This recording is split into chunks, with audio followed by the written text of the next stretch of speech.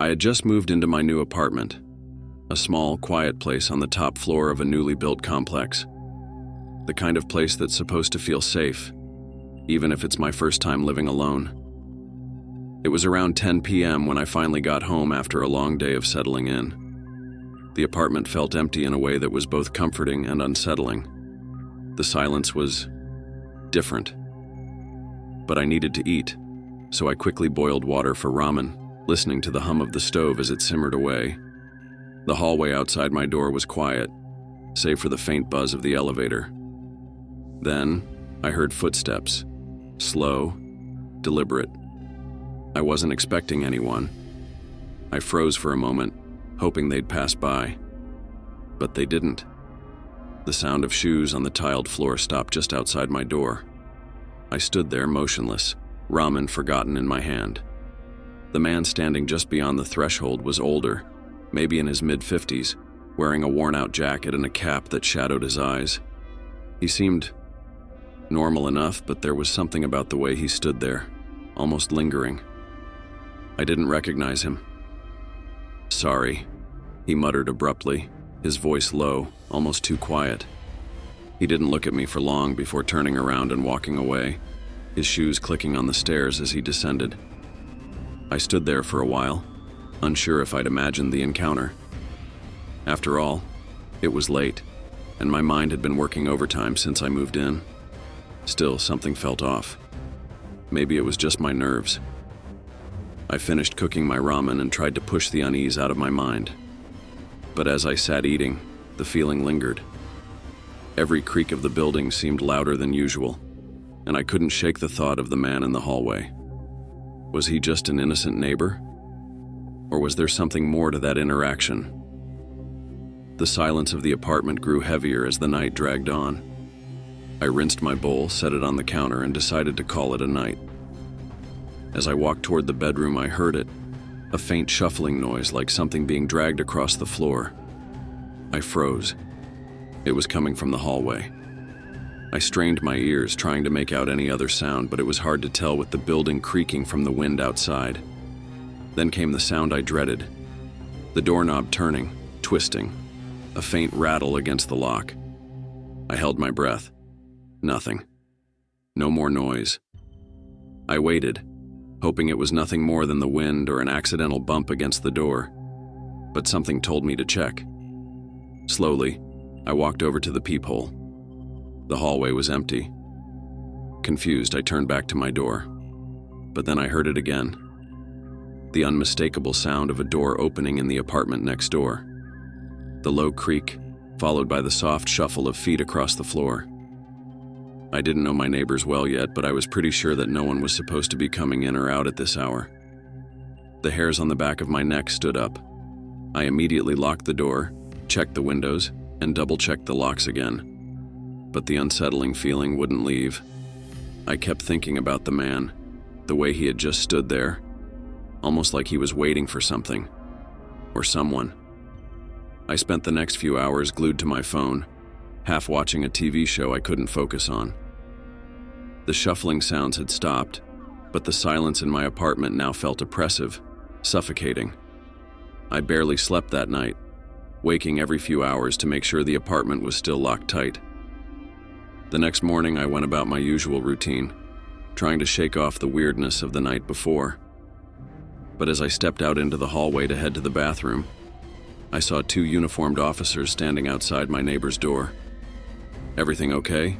I asked, trying to act normal, but the dread I'd felt last night came rushing back. One of the officers turned toward me, his face neutral. "We're investigating a string of robberies in the building," he said, his voice calm. "But it looks like your apartment is fine. We checked the door and it was locked. You're not missing anything, right?" I shook my head, a knot in my stomach. The man, the sounds, the doorknob turning. It all started to make sense. The officer went on to explain that they had seen several break-ins over the past week, but they hadn't been able to catch the person responsible. They also told me not to worry about my apartment, since the door had been locked and there was no sign of anyone inside. But as I walked back to my apartment, the weight of the night before hit me.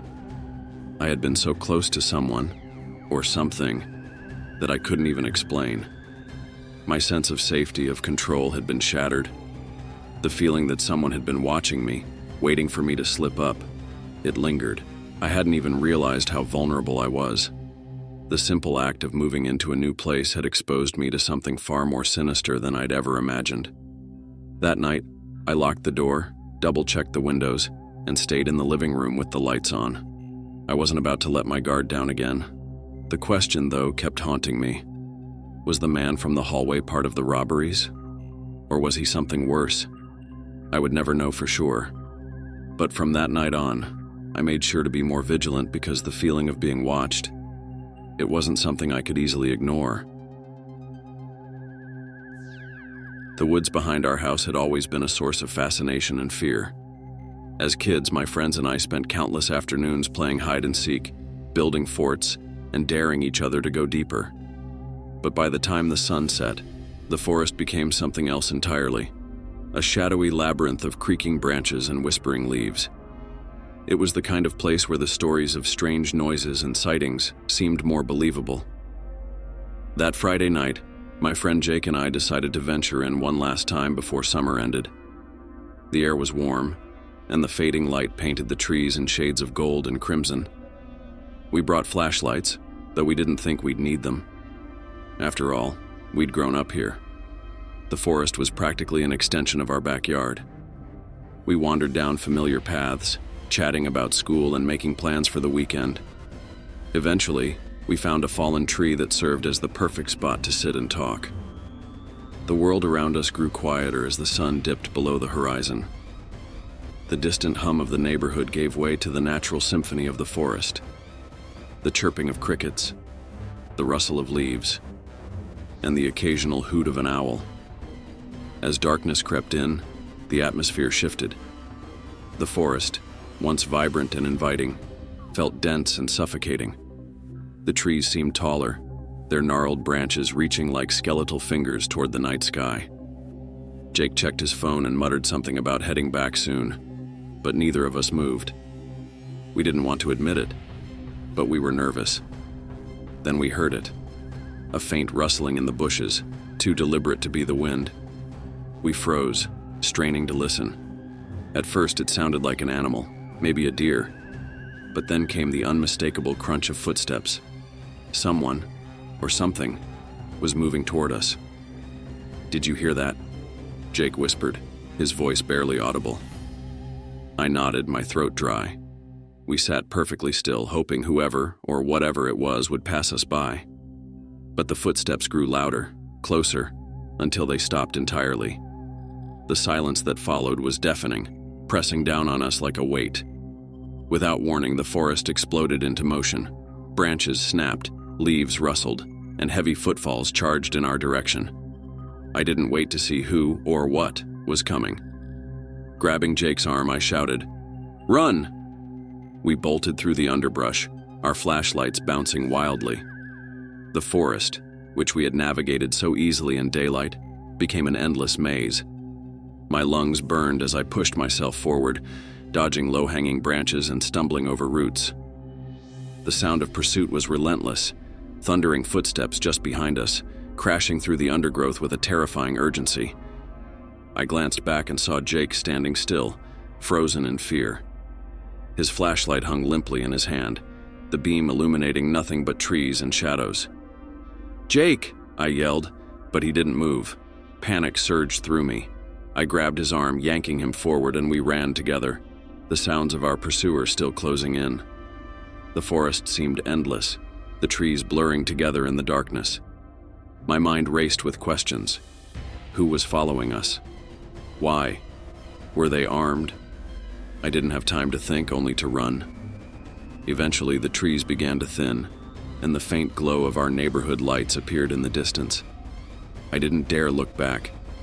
We burst out of the forest and onto my backyard, gasping for air. Jake collapsed onto the grass, his face pale and his eyes wide with shock. "What the hell was that?" he whispered, his voice shaking. I didn't answer. I didn't know. My parents came rushing out, alarmed by the noise. Between gasps, I told them what had happened. My dad grabbed a flashlight and headed toward the edge of the forest, but my mom pulled him back, insisting we call the police. The officers arrived quickly, their presence a small comfort. They combed the forest with flashlights and dogs, but after an hour, they found nothing. No footprints, no broken branches, no sign that anyone had been there. It was probably just an animal, one of the officers said, though his tone lacked conviction. Jake and I knew better. The sound of those footsteps, the deliberate way they followed us, it wasn't an animal. But what it was, we would never know. That night, I lay awake, listening to the familiar creaks and groans of the house. Every noise made my heart race. The forest, once a place of adventure and wonder, had become something darker. Even now, I can't step foot in the woods without feeling that same, suffocating fear. The forest keeps its secrets, and I've learned to leave them alone.